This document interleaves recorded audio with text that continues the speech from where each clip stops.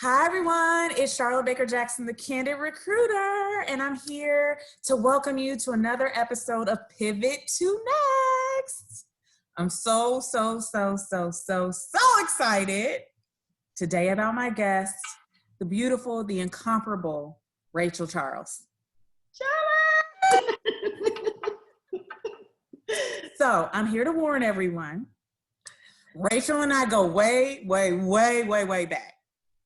And we'll get into all that. But I just want to say, get ready for a lot of laughter, a lot of brutal honesty, and just a reflection of just our lives together through the years and just our careers and how we've evolved and just a good old time. So if you don't have something to drink, get something. I have my tea here. Rachel has her water. And we're just going to jump right into it. Okay, so Rachel, thank you for being here today. Thank you. I first have to say that this is your 30-year anniversary in LA, right? Yeah, 30 years today living in America. Today. Yeah. Oh my goodness. Okay, so I met Rachel.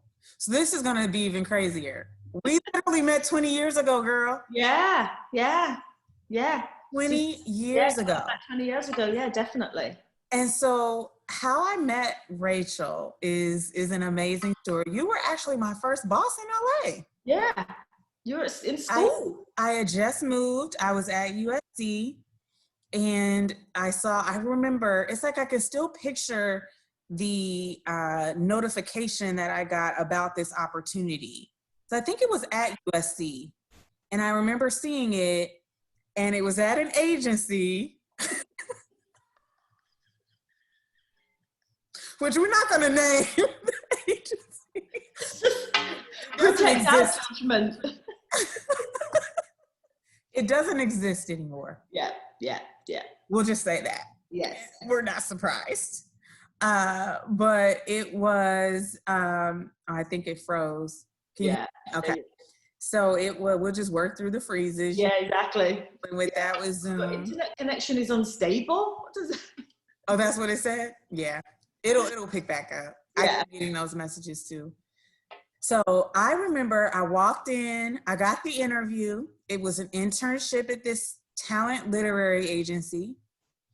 And you were the first person that I saw. Yeah. And you were like, hey! Welcome, can I have a drink? And I knew instantly, I was like, I'm gonna work here. And I had to get to know this magnificent presence, this woman. And it was you, right? Yeah. And yeah. You were a manager there, or what was your title at that agency? Kind of like a junior agent.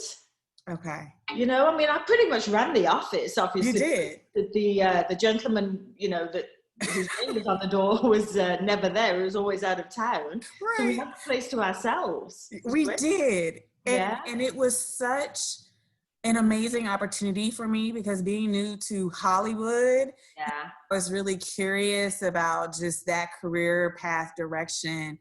And you embraced me immediately. Oh. And you were running that place. Yeah.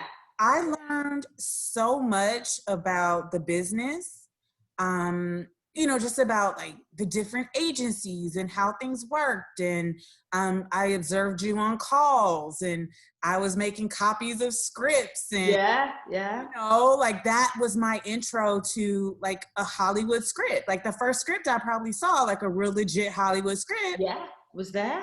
Was there, and you, and kind of walking me through and what to look for. And I think I did like a few synopses and things like that. I think you did, yeah. You would read them and they'd come and tell me what they were all about, and you throw them on the pile or keep them on the desk. I remember all of that.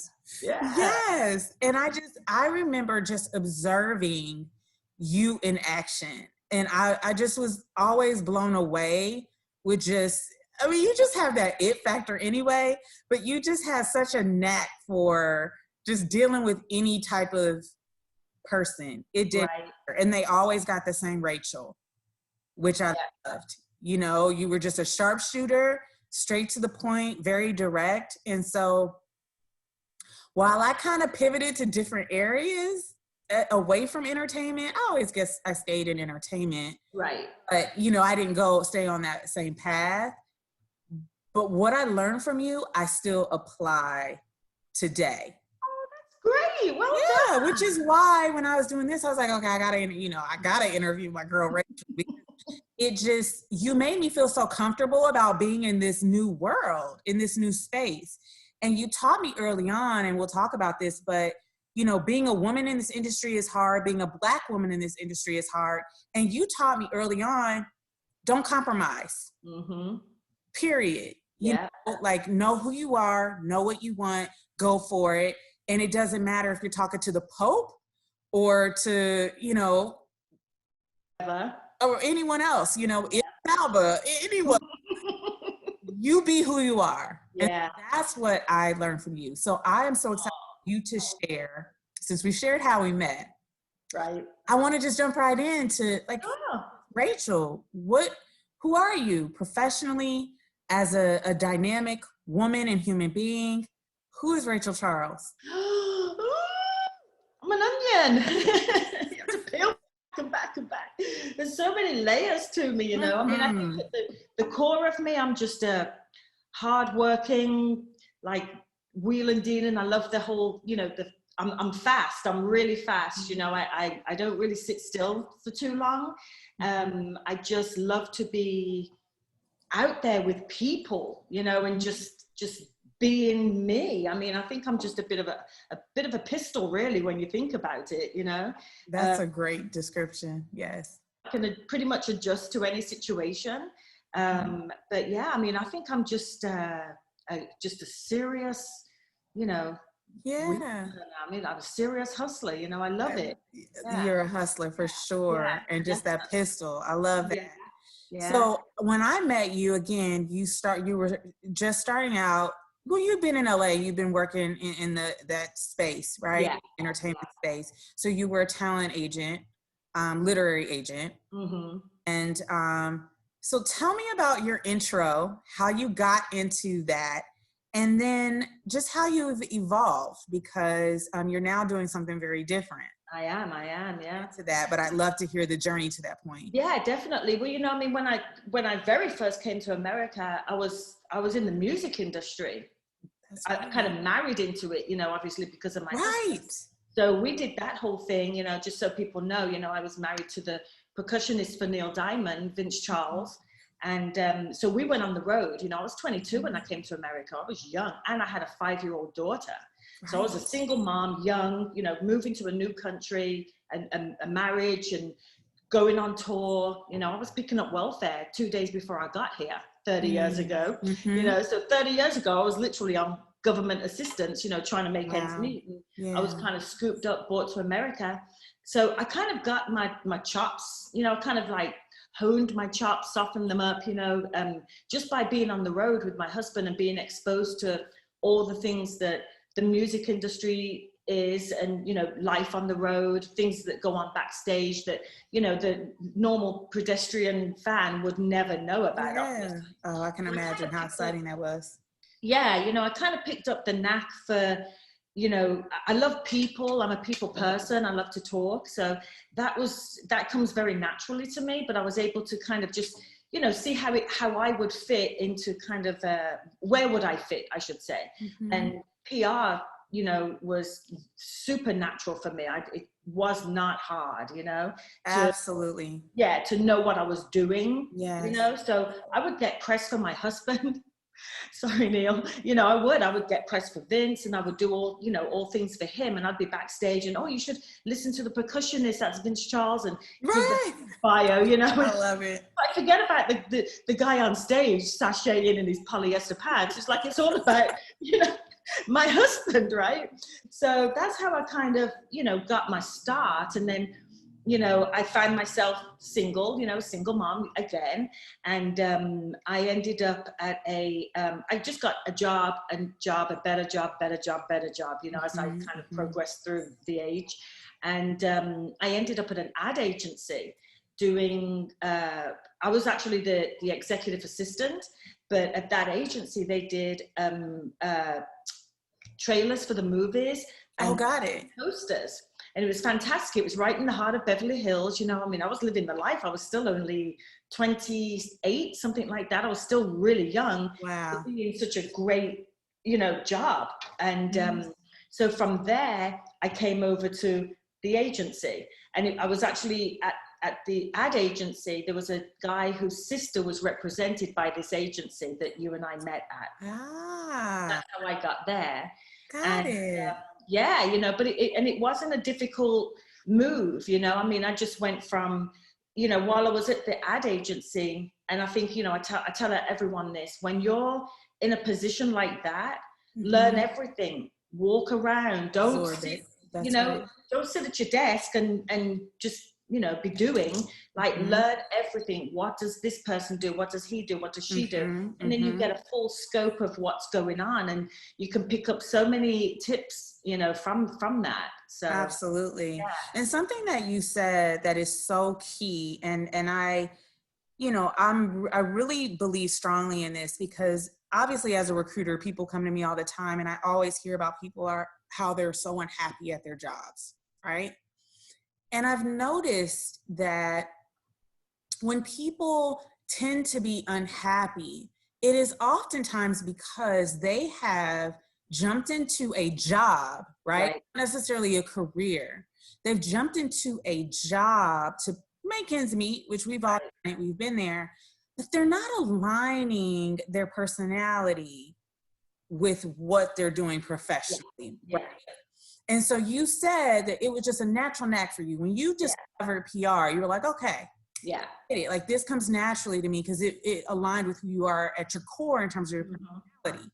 Yeah. So because of that, it sounds like you were able to really connect with people professionally, and it just fit from opportunity to opportunity because you stayed along kind of that natural. Well, that's it, exactly. And you know, I find that, you know, I didn't go to college. I'm self-taught. You know, I didn't go to school, further education, I should say.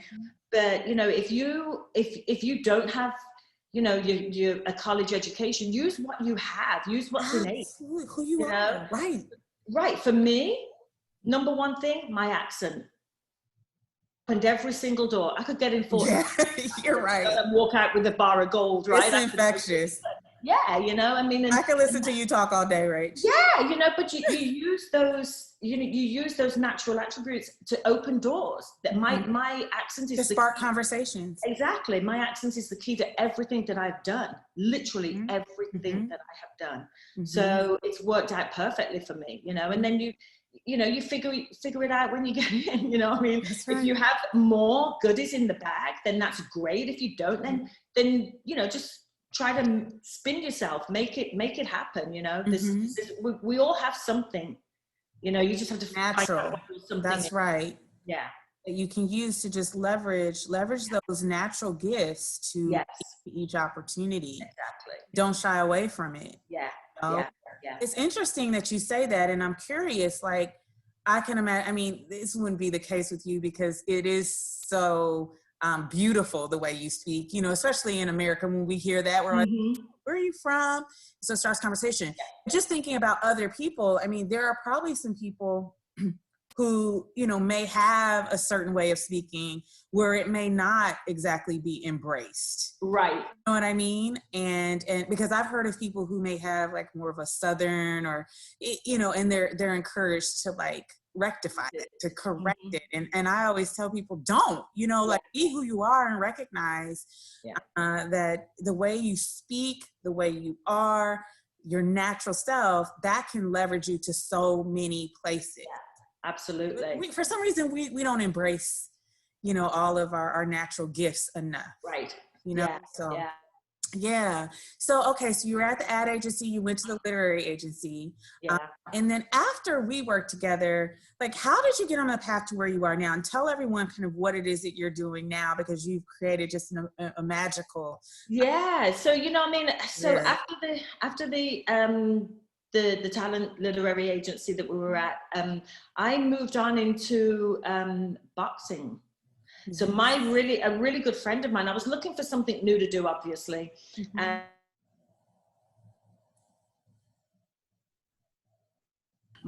a really good friend of mine was a friend of a boxer, a champion, a world champion boxer, James Lights Out Tony. So she introduced me to James, and he also is Mr. Personality. He's a phenomenal boxer. He's exceptional in the ring. Out of the ring, his personality is unbelievable. Think Clubber Lang, but a bit softer, you know. It's like, you know, I mean, he was brash, and he's really forceful, but he's a teddy bear, you know. But when he meets you, you know, he'll just get right in your face and just, you know, and if you're faint of heart, you'd be out for the count. And I stood there and just went toe to toe with him. Yes. And that was it. That was it. We were friends instantly. And his promoter was Dan Goosen. He had Goosen Tutor Promotions. Got it. And it was one of the top 5 promoters in the country, if not the world. Right under, you know, Don King and all the, you know, that some of the people may have heard of, you know, the typical promoters. Don King being probably the most famous one that anyone. Right. So Mike Tyson. Yeah, Mike Tyson. Exactly. I don't know if I ever told you. So Don King was my dad's first cousin. Oh my gosh. Cleveland, Ohio. Oh my God. I heard that I met him when I was a child. Not first cousin, I'm sorry, second cousin. Wow. Right? No, I think it was first cousin. Yeah, they grew up together. Wow. And yeah, I think I remember one time when I was young, Mike Tyson was in Cleveland. And that's when I remember Don was there, and it was just brief.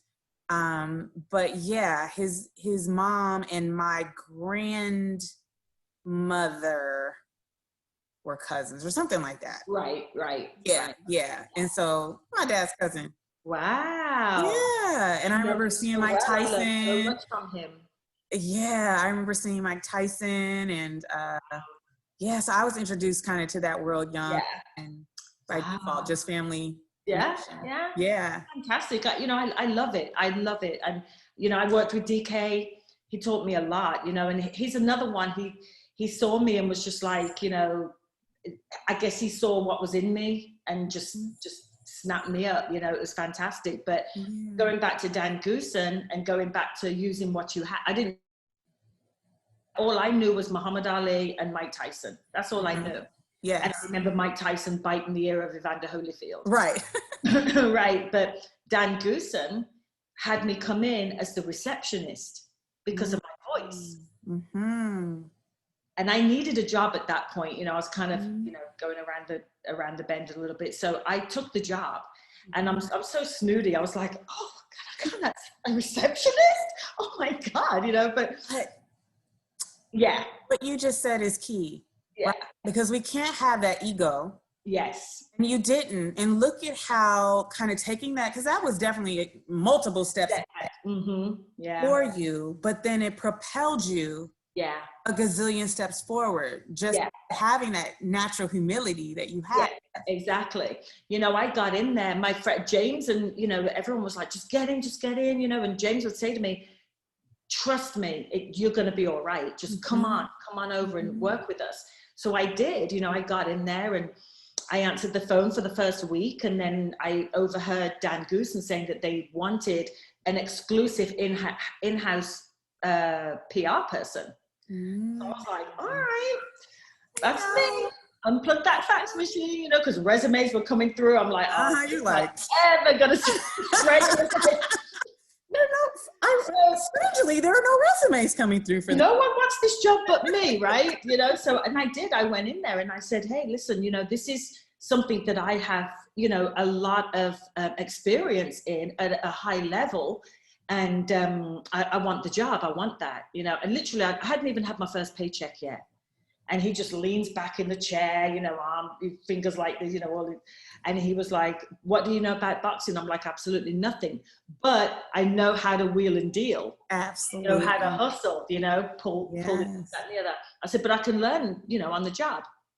And he was like, all right, go on then. So my first ever fight was at the Staples Center. And we had just signed Andre Ward, who won the gold medal, the only gold medal in the Olympics in Greece. So that was 2004. And we just signed him. So he fought on this card. He made his pro debut. But I was working with the Glenn Johnson, Antonio Tarver title fight. And I knew nothing.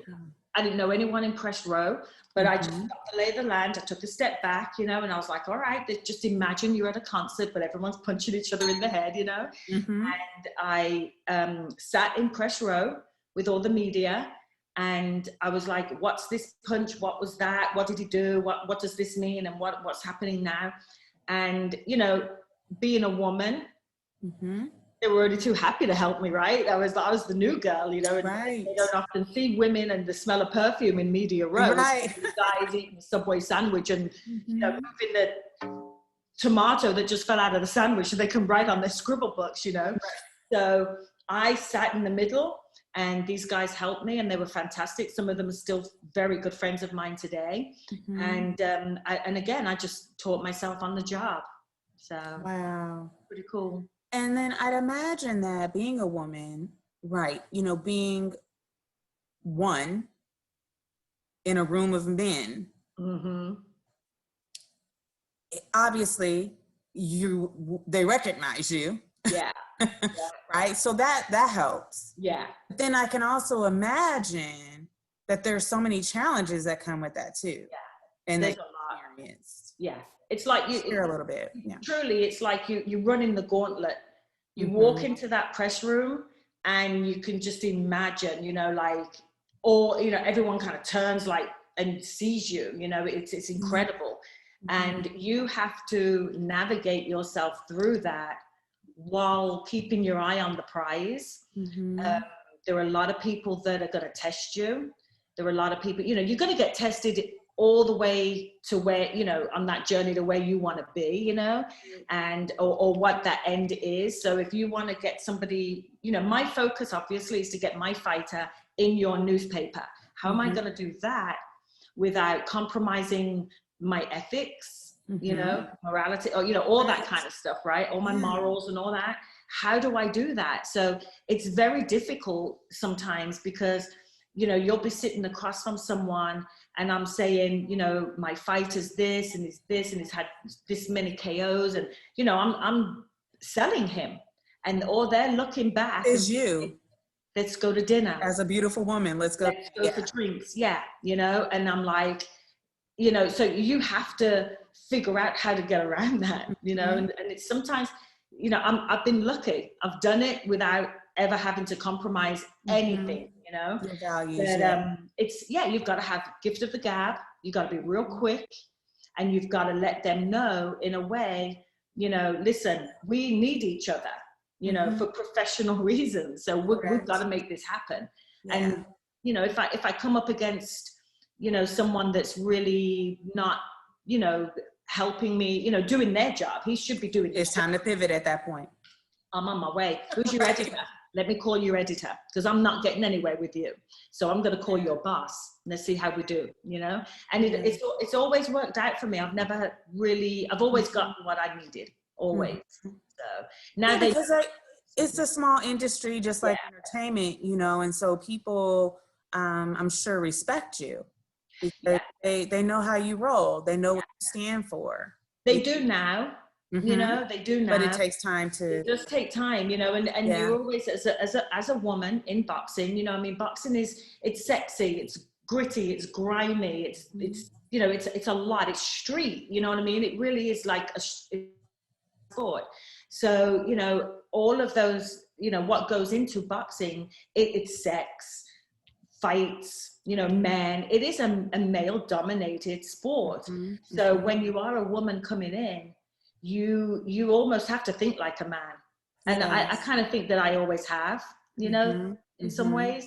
But you can get through it, you know, and you can be successful, but it is absolutely, you've got to be prepared to go toe to toe and get dirty and sweaty and just slug it out with these guys. And then, but you can achieve that respect because they respect me now. Yes. The new guys that come in that don't, and then it's like, all right, I'm gonna have to take you to school, you know. Right. Have to school them. Yeah. Well, what does a day in the life of Rachel Charles look like? Oh my gosh. So my day starts at 4 a.m. every single day. I'm up, sitting at my desk. Yeah, discipline, definitely discipline, you know. Yeah. And you know, I just start making my calls. You know, I know if I've got a fight. So let's see, you know, I've got a fight in 4 weeks. Actually, I'll give you a live, in real time scenario, because I have a fight September 5th over in England. So now I have to put everything together. So I've got to do medicals, I've got to do bios and PR. So I have to make sure that the fighter has all of his medicals are up to date. So that's just kind of admin, you know, type stuff. Sure. So now I've got to go into the PR side of it. So I've got to let everyone know that Stevie McKenna is going to fight on September 5th. So that means I've got to let people in Ireland know, and England and Europe. So I'm constantly on the phone. So I'll spend about 2 hours on the phone with that side of the world in the mornings. And then I have to start on the American side. So I'll do England, Ireland, Europe, East Coast, and then around about 8, 9 a.m. I'm doing West Coast. Got it. Be on the phone, you know. Got to do press releases, things like that. You know, you work with the promoter who's putting the fight on. So you work with his team, but they rely on me to get them everything that they need. And I have to, as a boxing manager, you know, I'm in a management team, I have to make sure that my fighter has his medicals, has everything that he needs to be able to get in the ring. So now I have to send him to the doctor because his blood work is out of date. I have to send the eye doctor to make sure his eyes are good, you know, things like that. So there's so much that goes into it. There's so much that I have to do. I mean, my day doesn't end. I mean, it really doesn't end. It doesn't, I just don't answer my phone after a certain time at night unless it's a fight week. Because it's constant, you know, I mean, once I'm done with my phone calls, then I'll jump in my car and go to the gym. Because, you know, Adam might be sparring today. That FaceTime. Yeah, you know, so I'm right there with my fighter. All about those relationships. That's exactly it, you know, and maybe I'll have a TV crew, you know, to interview him, or there's always some member of the press floating around the gym because I've invited them, you know, come and see this kid, or I've got this kid sparring my kid, you got to come and look at, you know, so things like that. So I'm constantly face to face with the media, interacting with promoters, you know, people like that all day long, matchmakers, making sure that, you know, we've got a good amount of opponents that we can choose from, and then you've got to go look at that opponent. And so there's so much that goes in. No one has I remember you invited my sons and I to the gym. And they still, I guess it was about probably over a year ago now, maybe just about a year. Still talk about it. And so my husband and I, we keep saying we need to bring them back. Some lessons or something, because I really enjoyed it. But what I will say is I was amazed at just the level of just the discipline. It was a lot going on in there. But everyone in there was focused. And and I love that, because obviously having young boys, I want them to see that if you have a goal, like this is the work, these are the steps that it takes to get there, whatever that goal is. But in that moment, it was so great for them to just see, like, okay, these people are focused. Like they don't just, you know, you just don't become a world-class exactly what they see on television. Exactly. You know, this is the daily grind. And you were there, and you knew everyone, and you were working, and you were hustling, and you were connecting. And you were also connecting them with different key people. Like I remember a few boxers. They met a few like world-renowned trainers. Buddy McGirt, I believe, was there when you came. And so, you know, what it showed me was, well, what I already know is that you're just the, you know what. Right. Like, you are that girl. Right. And just, you know, watching you, seeing you early on in my career and then seeing you there, it was the same Rachel. Yeah. Like it was just a different environment. Exactly. You know, that grace with that grit, with Yeah. just getting the job done and making the connections. Yeah. And so what you said earlier, and just what is recurring throughout our conversation, is something I talk about often, which is the power of connection. Mm-hmm. Oh, yeah. It sounds to me that every opportunity that you have gotten has been the direct result of who you know. 100%. And one thing leads to the next, but through it all, you've utilized your gifts exactly along the way. Yeah. Right? To a young kid that just graduated in England from university, and he's trying to get into my industry. Mm-hmm. So I've been kind of guiding him along over the years, and I told him connections are everything, and to actually use this time, you know, during this COVID lockdown thing, to make those connections. Absolutely. You know, and you know, I know everyone. I've always made sure that I know who I really, really, really need to know, you know, and just kept those relationships going. Just, you know, being honest and just doing my job and not going too overboard, you know, just staying right in my lane, you know, and doing what I need to do. And I really have, I've got some great friends in boxing, and, you know, people will call me, oh, do you know such and such? I'm like, oh yeah, tell them I sent you, you know, and they're like, oh my God, like, what is that? How do you do that? But, you know, that just comes from being around, being on the scene, make sure you're seen on the scene type of deal, you know. I try to go to, even if I'm not working, I try to go to a local fight just to support local fighters that don't even belong to me. But I'll find myself at a local fight in some ballroom somewhere, you know, or whatever. And then I'm walking around going, oh, wait till you see the kid on Fight 3. He's amazing. Oh, wait till you see, you know. So I'm still working, you know, help them out a little bit. But if I'm at the point in my career, if I call you and say, you know, Charlotte, I've got, you know, Joe Schmo, he's missing a leg, he's missing an arm, but he's a hell of a boxer, you know, they're going to be like, well, Rachel said he was a great boxer. Right. He's got no arms and legs, but he's amazing. Rachel said he was, you know. So I'm thankful for that, but I worked very hard for it, you know. But it is nice to see that I do have that respect out there. Some love to love me, and some, Rachel, you know. But it's like, that's okay, you know. You can't have it all, you know, but that's okay. I carry on doing what I need to do. Yeah. Well, yeah, I love that. And so you mentioned discipline, you know, being disciplined, and that's important for people to know. Yeah. In any career. Yeah. That a person may be pursuing, you know, you have to be disciplined, some more than others. And so, you know, you're a true testament to where discipline can get you, and needing to continue to be disciplined throughout all these years later. Yeah. Yeah. But then also, you've continued to educate yourself. And I think that's so important to emphasize to people. You know, you don't want to get stagnant. You have to recognize that you don't know it all. Yeah. And that things are always evolving and changing. And if you're with that change, you have to stay involved and exposed. Exactly. You know, it's interesting.